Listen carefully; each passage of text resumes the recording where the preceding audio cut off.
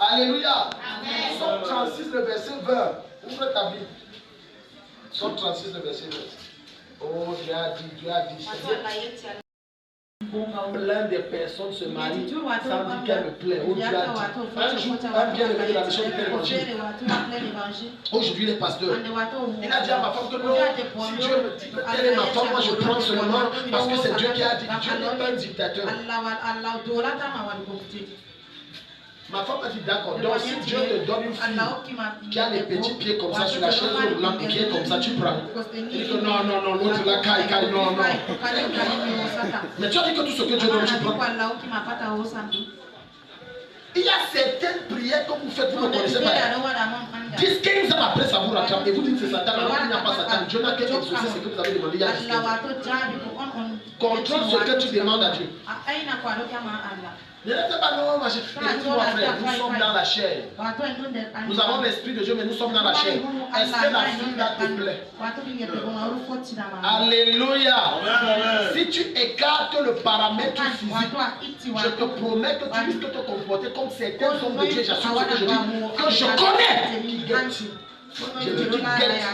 Certains ont guetté mes filles. Regardez ce que Pastor, la femme qui a la besoin, c'est elle a toujours un Alléluia. Écoute-moi. L'une des caractéristiques de la méchanceté, c'est lorsque tu t'engages dans une relation sans dire la vérité à ton partenaire et le but tu sors. Dis-lui la vérité. Dis-lui la vérité. Dis-lui la vérité. C'est méchant de ta part. Quand tu es un homme, Dieu ne fonctionne pas. Tu es puissant et tu dis que je t'aime avant de marier. Tu es méchant. Tu es un démon même. Tu es le petit frère du diable. Oui, parce que là tu viens de détruire une vie. Alléluia. Somme 36, le verset 20. Le cœur méchant. 37, ok, allons-y, 37 verset. À partir du verset 20, il est écrit. Yeah. Mais les méchants périssent. Les quoi? Les méchants périssent. Les quoi? Méchants périssent. Ils font comment? Périssent. Dis à ton voisin, les méchants périssent. À partir du verset 19 et 20. À partir du verset 19, il est écrit. Yeah. Ils ne sont pas confondus au temps du malheur et ils sont. Reprenons, le méchant emprunte une qui a endetté ici. Maintenant tu comprends je vais.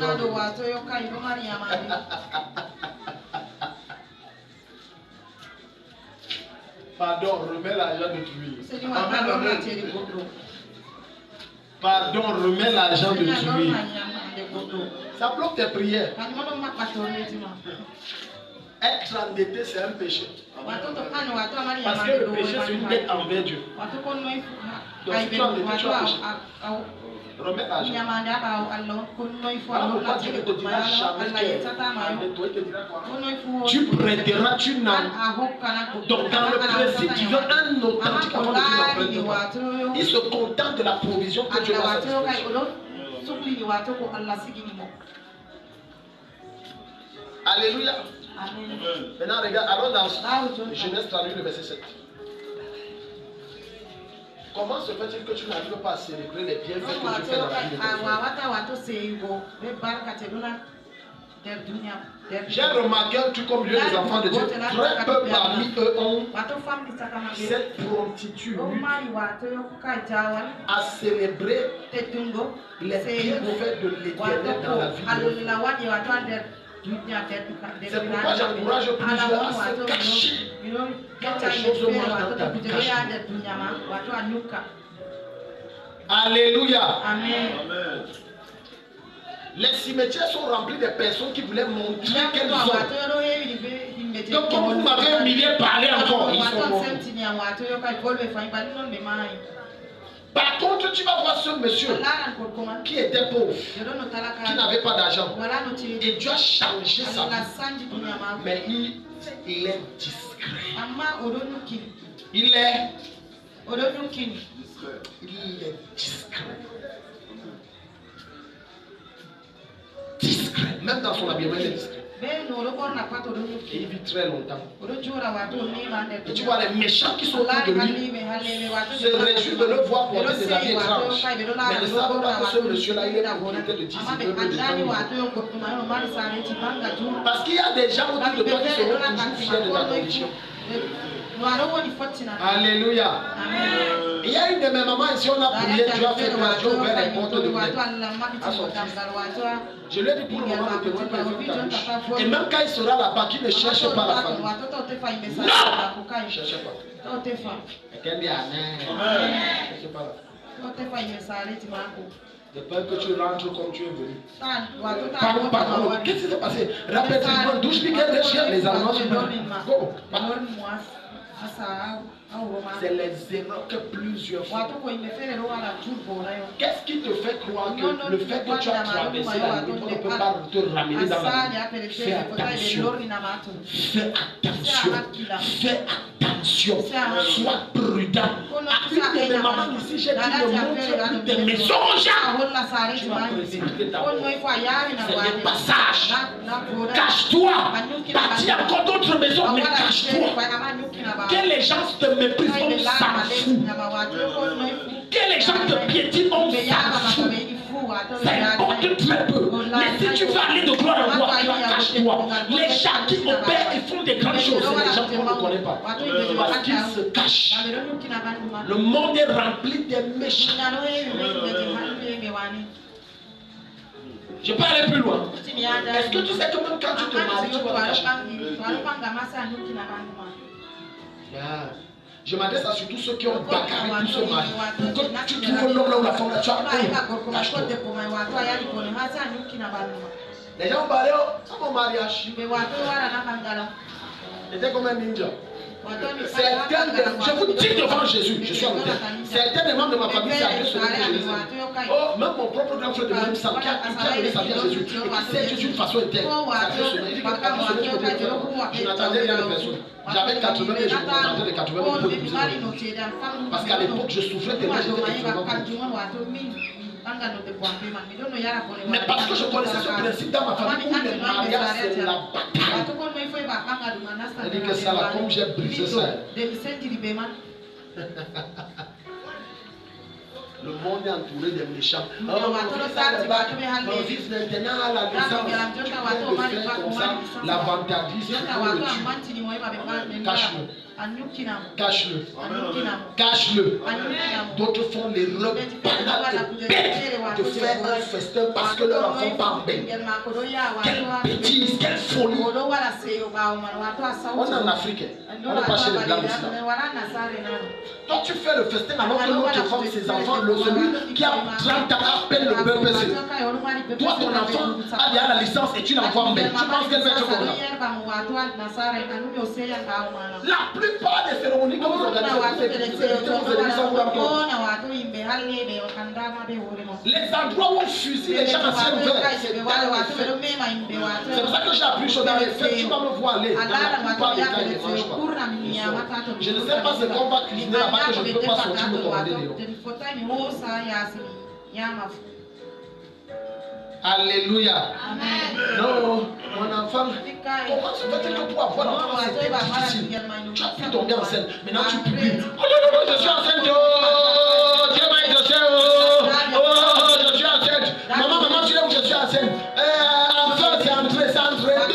Une semaine après, c'est sorti. C'est que j'étais enceinte, c'est le ministère qui m'a enseigné ça.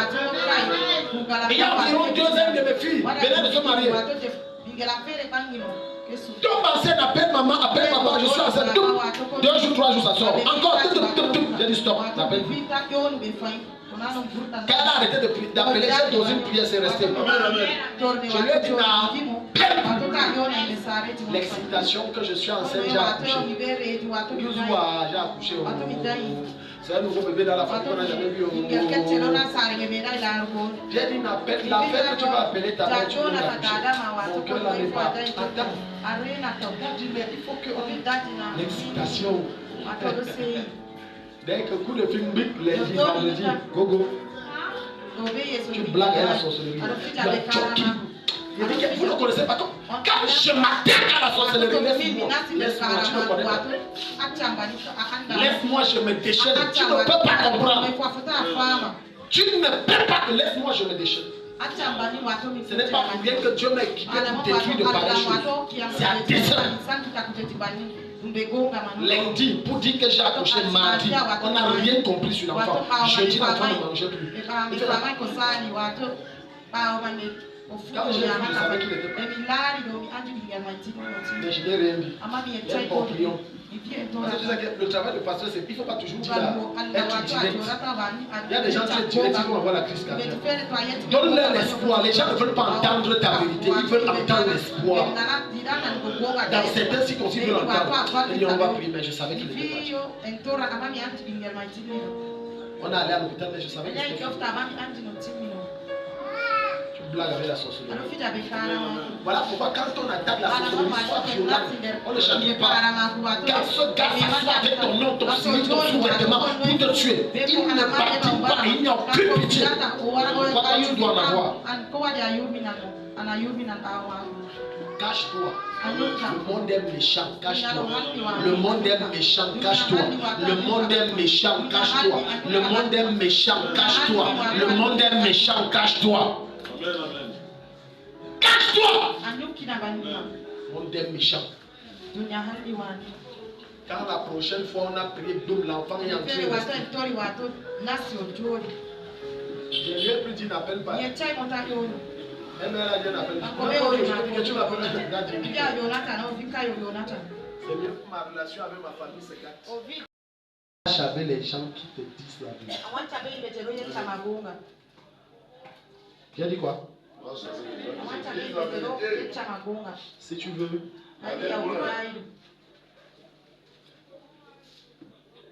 La plupart des échoués, c'est ceux qui aiment. On leur dit ce que leur cœur veut. Tu mieux vaut une vérité qui t'aide à avancer qu'un joli mensonge qui t'empêche de progresser. Verset 7. Et l'Éternel fit mourir. L'Éternel fit quoi? Fit mourir. On a dit que c'est un homme. C'est un homme. Dieu l'a tué pourquoi? Son cœur. Son cœur. C'est pour ça qu'en tant qu'enfant de Dieu, ne juge jamais les gens sous l'apparence. Parce que sous cette apparence-là, il y a trop de vérité non dite et de mensonges cachés. Ne juge personne sous l'apparence. Côtoie-les et donne-toi ton opinion.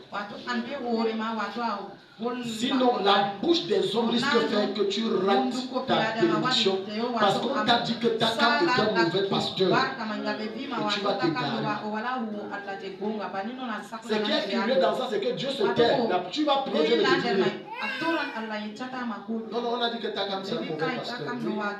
Il est compliqué. Non, je l'ai côtoyé. Lui là, je l'ai côtoyé. C'est même pour ça que je me suis séparé. Il est dans les choses. La plupart des gens qui vous conseillent dans le sens négatif, ce sont des gens qui vous et ils n'ont jamais rêvé qu'un jour tel opportunité pour vous. C'est la raison pour laquelle les gens peuvent dire ce qu'ils vont dire. C'est la raison pour laquelle c'est bon d'avoir une bonne perspective. J'assume ce que je dis. Vers qui seul tu te tournes. Parce que même ta celle que tu dis c'est ta coco tu risques d'être surpris qu'elle prend le nom de ton enfant qui va pratiquer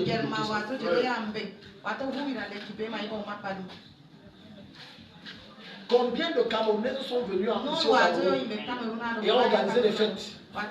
Et combien d'entre elles ont été tuées par leurs meilleures copines? Combien? C'est pour ça que Dites tout ce que vous voulez sur Takam. J'ai des collaborateurs, j'ai pas de temps.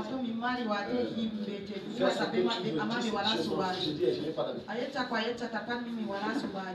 Si toi tu veux, je n'ai pas dit que tu ne comprends pas. Fais tes amitiés, mais sois prudent. Sois prudent. Ce ne sont pas toutes les bonnes nouvelles qu'on partage. Il y a des bonnes nouvelles qu'on cache. Maintenant, tu vas aller voir Elisabeth. Elisabeth, durant près de 30 ans, 35 ans de mariage, a cherché l'enfant jusqu'à. Dès que tu es exaucé, vous savez ce qu'Elisabeth a fait? La Bible déclare qu'elle s'est cachée dans la maison jusqu'à coucher. À sa propre cousine qui est mariée, on n'a pas dit le même sang, la même famille, la même maison. Elle a caché à sa soeur, Marie, mère de Jésus. Elle a caché. C'est par révélation que Marie, c'est l'ange qui lui apparaît et dit, ta grande soeur Elisabeth est enceinte. Elle est assise. Je vais lui rendre visite. Ok. Tu as enceinte, tu me dis, oh, c'est le Messie. Tu sais qu'il y a trop de travail à la maison. Je n'ai pas le téléphone. Même le téléphone, à chaque fois les enfants jouent, je n'ai pas le téléphone. Elle prend les choses comme ça et balance. Pourtant, elle sait que sa cousine, Marie, est une bonne femme, qui craint Dieu, qui va à l'église. Elle ne lui dit pas ça. Parce que ce que tu réussis à avoir avec peine, tu le protèges avec jalousie. Quand vous voyez un enfant gaspiller de l'argent, ce n'est pas son âge. Non, ce n'est pas son âge. Demandez aux parents qui sont ici. Quand le salaire tombe, demandez-leur si elles partent s'acheter des nouveaux habits, boire des billets. Viens là voir comment l'argent est transféré. Ce n'est pas le bien qu'il a fait transpirer, c'est la quantité par rapport au problème à résoudre qu'il a fait transpirer. Et c'est son Dieu, la meuf, c'est la sueur de son front. Voilà pourquoi tu vas voir ce monsieur. Prends bien soin de sa moto. Il n'a pas voulu, il a souffert pour avoir. Raconte ce que tu veux, va travailler là-bas. Et tu arrêteras de le juger. Maintenant, ne sois pas surpris que tu entres dans la maison de cette femme. Elle embellit toujours bien. Elle t'a dit, hey, Jésus, tu as besoin de son mari. Elle n'a pas eu ça facilement. C'est le fruit des douleurs et des peines. Donc, n'envie pas cette femme qui a fait près de 30 ans Elisabeth pour avoir l'enfant. Et tu dis que non, elle garde l'enfant. Ce n'était pas facile. Une maman qui accouche 10-15. Même si on écrase du arbre.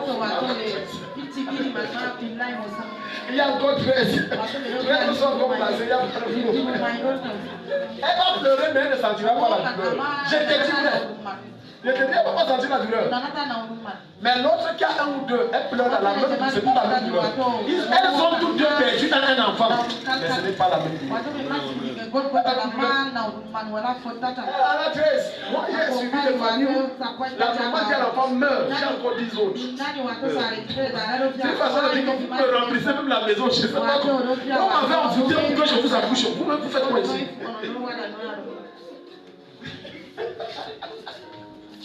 Alléluia. Oui. Les gens ont pleuré, ils sont assis là. Oh non, machin. Parce que maman reste comme ça, son cerveau chauffe. Je dois vous nourrir tous les jours. Quand elle voit la Chine populaire qui est là, même le tapioca ne suffit plus. Amen. Il y a encore si tu as les garçons là, alors c'est le niveau des bébés. On ne mange pas petit. C'est une maman qui a les filles encore, ça passe. Mais les garçons. Tu as seulement 2, tu crois que tu as 10 enfants. Le sac de riz à 9 mois, paf, les gens vont raser ça. Alléluia. Chers enfants et chers jeunes, les parents souffrent pour vous élever. Tous les jours, ils réfléchissent. Il y a une stratégie qu'une maman a prise. Elle a dit que moi, c'est le couscous et j'ai toujours les enfants. Du moins, c'est le couscous, on va seulement se battre. Parce que s'il faut changer, on change seulement les choses. S'il faut changer les repas, on va s'en sortir. Alléluia. C'est la raison pour laquelle vous devez célébrer. L'homme n'a pas de pression. Amen. Tu vas voir un homme comme s'il arrive à la maison, sa femme on a préparé il va dormir. Tu n'as pas compris. Il mange dehors. Amen. Non, il mange dehors. Maintenant, c'est la femme qui doit chauffer sa tête pour les enfants et mon mari mange. Non. Il vient de finir un poulet à mission. Je vais vous dire une vérité. Sortez souvent vers 17h, 18h. Ici à Maraba, tout le secteur là où il y a les restaurants sont Cadiz. Vous allez voir un type d'homme. Et vous allez voir plus les hommes. Les Aladino. Il sait un repas comme ça. Parce qu'il sait qu'il a rationné le couscous et le bouffe. Alléluia. Il a rationné le couscous et le lalo et le goudou. Donc il ne chauffe pas sa tête. Quand on arrive, on sait, il fait seulement, il prend deux jam jam. Aïssadou, Mohamedou, Amadou, Aminou, Warehado. Maintenant, il vient à lui dire, oh, papa nous aime, papa nous aime. Il a bien mangé dehors. Il a bien mangé dehors. Il a bien mangé dehors. Il y a des papas qui donnent 2 rations à leur femme. Une ration pour les enfants, une ration pour lui-même. C'est vrai. Si tu as compris, tu as compris. Si tu n'as pas compris, tu reviens là.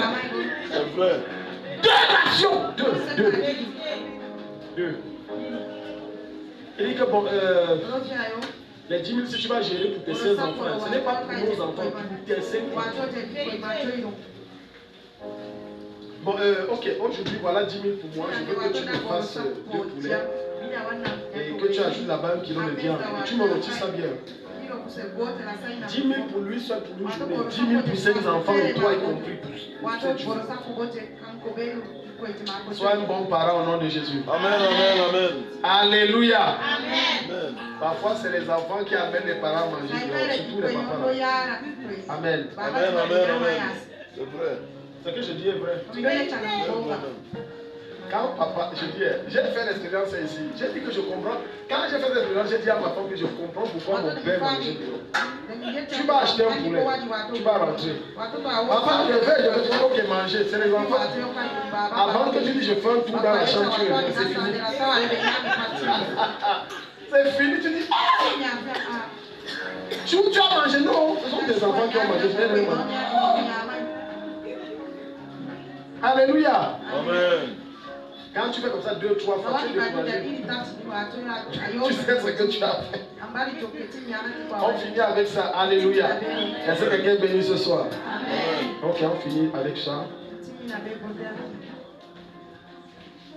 Deutéronome 18, verset 10 à 12. Lorsque tu consultes des voyants ou des marabouts, tu es en train de bâtir de mauvaises fondations. Je vais aider la plupart d'entre nous ce soir. J'aimerais que dans ta tête, tu évalues le nombre de marabouts que tu as déjà eu à consulter. Que ce soit ton père qui t'a amené là-bas, ta mère, ou peu importe, ton ami. C'est important ce que je dis par ensuite. Parce que plusieurs d'entre vous, une partie de vos vies, en allant consulter les marabouts, elles restent là. Ah, ok. Je dis, même si c'était par erreur qu'on t'avait amené là-bas, surtout si tu as eu à poser un acte de pratique, une partie de ta vie est restée là-bas. Je ne sais pas si Dieu parle à quelqu'un. Une partie de ta vie est restée là-bas. Tu ne peux pas prétendre aller rencontrer l'ambassadeur du diable. Et quand tu ressors de là-bas, tu dis que tu es sorti sans rien. C'est faux. De grâce de force, tu as pris quelque chose. Et dans la quasi-totalité, quand vous entrez là-bas, ça donne une offrande. Une partie de votre vie est retenue par l'offrande.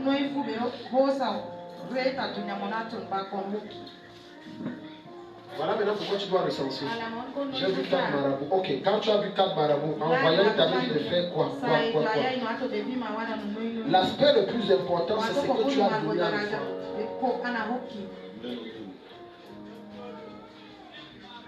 Alléluia. Ça peut être l'argent, ça peut être un animal, ça peut être une photo, ça peut être un sous-vêtement, mais peu importe la chose qu'il t'a dit à Paul, il ne t'a pas dit que c'est une offrande, mais c'est une offrande.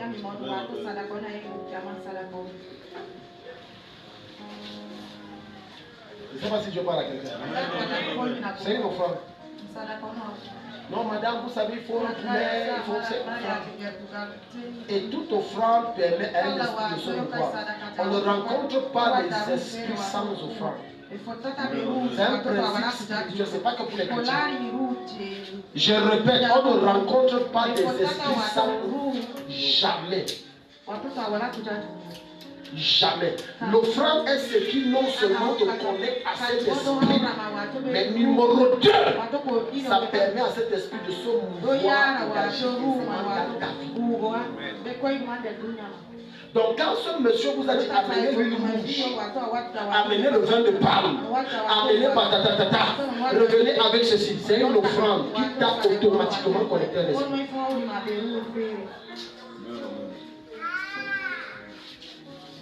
Alléluia. Amen. La plupart d'entre vous qui avez visité les marchés, vous ne savez pas que vous êtes entré en communion avec des esprits. Peu importe la raison, que ce soit pour arranger ton foyer, que ce soit pour que ton commerce grandisse, du moment où ce n'est pas Dieu, tu as laissé une partie de ta vie là. Amen. Maintenant, certains d'entre vous, vous allez voir que vous ne comprenez pas pourquoi le mariage est compliqué. C'est qu'en allant rencontrer ce marabout, nous présentons, il est fort possible que tu as laissé ton mariage. Ce soir, quel que soit l'endroit où tu as chante, je reprends ta vie et je te remets. J'entre là-bas, je reprends ta destinée, je te remets. Quel que soit le domaine de ta vie que tu as laissé chez les marabouts, le sang de Jésus rachète ça. Je récupère et je te remets. Au nom de Jésus. Écoute-moi. C'est encore pire lorsque tu entres chez un marabout. Cette fois-ci, je m'adresse surtout aux femmes. Et que ce dernier a dit, je dois coucher avec. Ça, non, je te dis vrai. Non, je te dis vrai.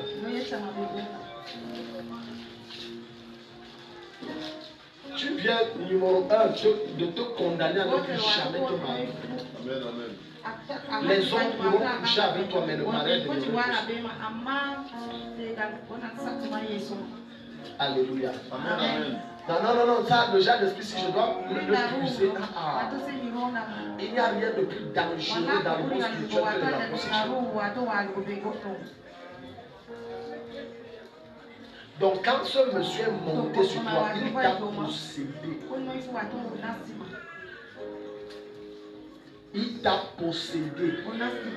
Ça veut dire que ce n'est pas que son démon qui est entré en toi, son esprit a pris contrôle de ton esprit.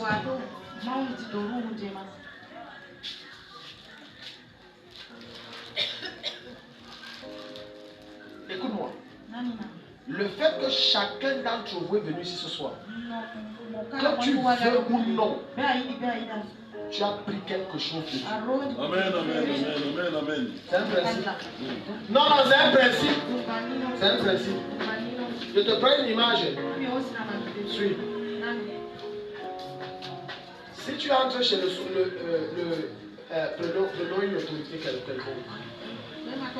La manière pour toi que tu entres chez un délégué régional, quand tu sors de là, la démarche que tu as n'est pas la même que lorsque tu entres chez un directeur d'école. Qu'est-ce qui te force à te comporter ainsi?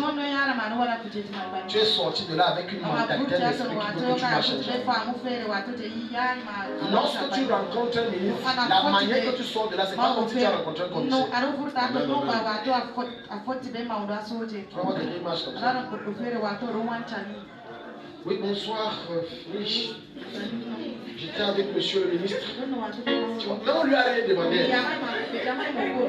Mais il va introduire monsieur le ministre de la. Ah, comment tu vas, mamie? Madame, vous allez bien? Oui, j'étais avec le ministre même tout à l'heure. On t'a rien demandé. On a dit comment tu vas. Monsieur le ministre, viens faire quoi les gars? Non, j'étais tout à l'heure, on a acheté avec le ministre là. C'est parce qu'il faut que tu saches que j'étais chez le ministre. Comme ma démarche et mon langage ne te convainc pas, il faut que ma bouche te dise ça bien. Tu dois comprendre que j'étais chez le ministre. Il n'y a aucune femme qui prépare la cuisine et le soir avec une odeur de la cuisine. Par conséquent, il n'existe aucune personne qui a dans la présence d'un esprit et le soir avec l'odeur de cet esprit. Donc chaque fois, même si tu allais chez un marabout pour accompagner quelqu'un, tu as pris une présence qui n'est pas de Dieu. Et tu es sorti. Parce qu'il y a un parfum. Amen. Il y a une odeur. Alléluia. Amen. Maintenant, j'invite certains d'entre vous qui, ça fait 10 ans, 15 ans, tu as gardé même pas oublié les choses du maraboutage. Pardon, avec ça, dimanche, je veux confesser. Parce que tu peux être repenti, donner ta vie à Jésus authentiquement, marcher selon les principes et les lois de Dieu. Mais sauf que tu continues de subir des oppressions démoniaques. Parce qu'il y a un homme que toi-même tu as créé dans ton ignorance. La chose qui n'est pas de Dieu qui est chez toi. C'est un feu étranger. C'est une présence occulte. C'est une chose qui n'honore pas Dieu. Et c'est cette chose qui permet aux esprits d'agir.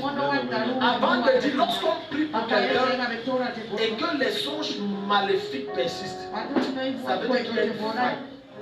Il y a quelque chose dans cette personne qui attire ses esprits.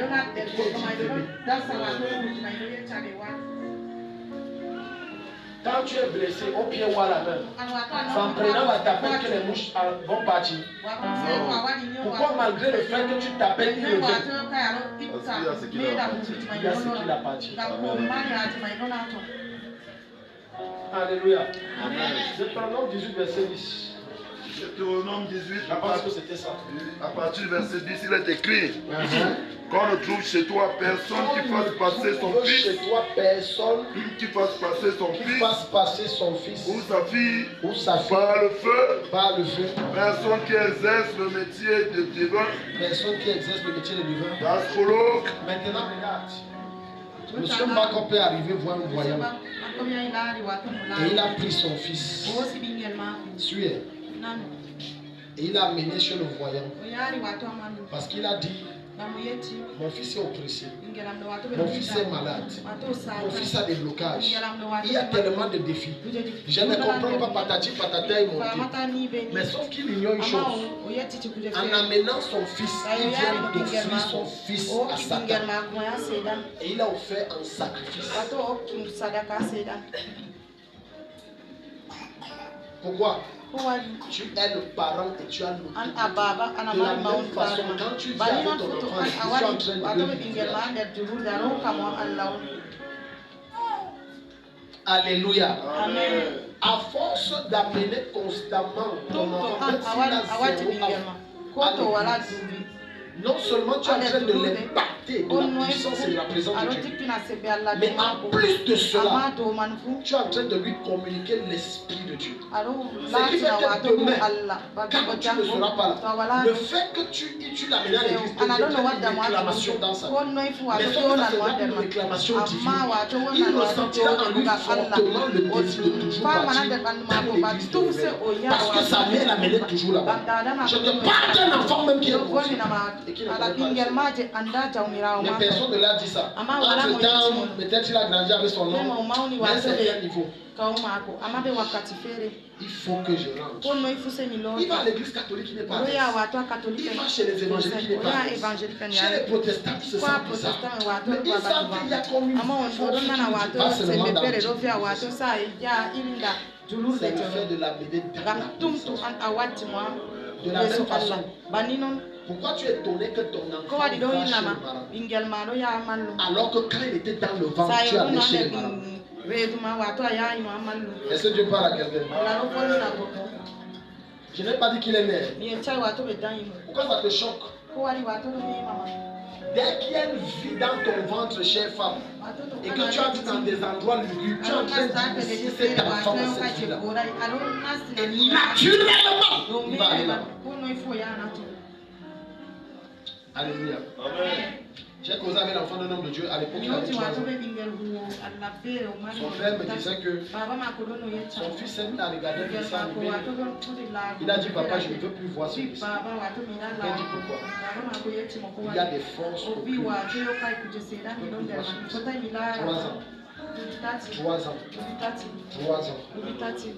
3 ans. Quand ton enfant s'assoit, c'est l'air de Babi, c'est l'air de Babi, Babi, maman, maman, Babi. L'autre, lui, il a 3 ans. Il dit que les dessins, si je ne peux pas regarder le jardin. Il dit, papa, c'est satanique. Il y a des esprits étranges qui ont inspiré ce dessin. Je ne peux plus voir ça. Tu amènes ton enfant. Non, ils sont encore petits. Ils doivent rester à la maison. C'est quand ils vont grandir. Voilà. Maintenant, tu laisses le temps à Satan de les impacter par la télé, par les réseaux sociaux, par le téléphone, par les amitiés à l'école. On n'éduque pas spirituellement son enfant quand il est déjà âgé. C'est quand il est encore bébé. Tu l'amènes. Quand tu t'assois, tu dis écoute l'enseignement. Tu parles à un enfant qui a 3 mois. On ne dérange pas, écoute l'enseignement. Tu vois l'enfant de 4 ans. Quand l'enseignement finit, maintenant on va payer pleurer. Je vous dis des histoires vraies. Ça arrive parfois pour mon épouse que l'enfant dérange. On parle, l'enfant se calme. Je me rappelle pour le cas de Yohan. Quand ça finit, c'est fini. Il recommence. Une fois mon épouse nous disait ma petite fille. L'enfant dérangeait dit que chaque fois tu veux quoi. Écoute. Tu manges bien. Il faut t'amener en Suisse. C'est bien manger. Après, elle m'a regardé comme ça. Elle a dit le type, s'il ne m'embrouille pas. Elle s'est remise à pleurer. On s'est entendu, non? On va aller à Miami. Elle s'est encore. Écoute, c'est pour te faire comprendre une chose. Si tu prends la peine à ton bébé qui a 0 ans, quand tu lis la Bible, tu lis à haute voix. Son esprit est en train d'être ouvert. Il grandit et curieusement, tu serais étonné que ton enfant a 2 ans te cite un verset de Bible sans savoir. Mais tu vas dire, tu as entendu ça, tu dis que non, maman, je ne sais pas, c'est venu dans mon esprit. Non, c'est pas que c'est venu dans ton esprit, c'est que le fait que tu lisais, l'esprit de Dieu pénétrait en lui. Ça s'asseyait dans son subconscient, dans sa conscience, prenait le siège et s'installait dans son esprit. Mais regarde où tu amènes ton bébé. Quand tu l'amènes dans les bars ou en bagarre, il y a plus de la bagarre. Tu l'amènes dans les cabarets, après à 2 ans, 3 ans, elle boit une bouteille de casquette sur elle. Quand tu l'amènes où? Tu l'amènes où? J'ai entendu parler de certaines femmes qui prennent leur bébé. On part chez le voyant. Tu lui montres le chemin qu'elle doit suivre. C'est vrai. Quand l'enfant là va grandir, elle va te dépasser en marathon. Amen, amen, amen. Donc, parce que dans votre tête, l'enfant et bébé ne comprend pas. C'est son cerveau enfant qui ne comprend pas, mais son esprit est ancien avant la fondation du monde. Son esprit comprend bien.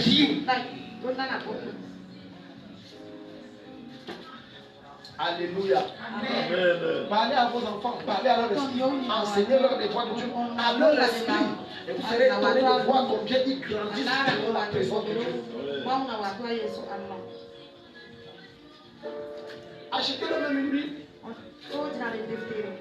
Alléluia. C'est le blanc qui a compris ça. Le noir n'a pas compris. C'est le blanc qui a compris qu'avant que l'enfant aille dormir, on doit lui un compte. Mais sauf que les comptes là les possèdent. Voilà pourquoi on comprend que les générations grandissent. Quelqu'un pourrait prendre la vie, se tuer, je suis fatigué de la vie. 13 ans. Tu es fatigué de la vie, que tu connais quoi de la vie? Mais c'est l'esprit là. Les comptes là, comptes de fait. Inondés, saturés des esprits étranges. Compte de fait. Oui. Il était une fois une fée dans une forêt, machin truc était monté, était descendu, elle rencontra un lion, ils eurent des enfants. Regarde les choses bizarres que tu racontes à ton enfant. Et après tu es étonné que ton enfant fait un genre comme le lion. Et tu dis, c'est l'esprit que tu as communiqué par la lecture. Nos enfants sont le produit de ce qu'ils voient, de ce qu'ils entendent et de ce qu'ils touchent. Les trois dimensions. Oui. Donc, écoute-moi bien aimé. Rentre en arrière. Regarde en arrière. Qu'est-ce que tu as bâti qui te suit? Tu as consulté qui? Il y a des batailles que tu mènes aujourd'hui. L'origine, c'est dans ton passé. Alléluia. Amen. Et toi, le monde va prier. Acclame Jésus, on va prier.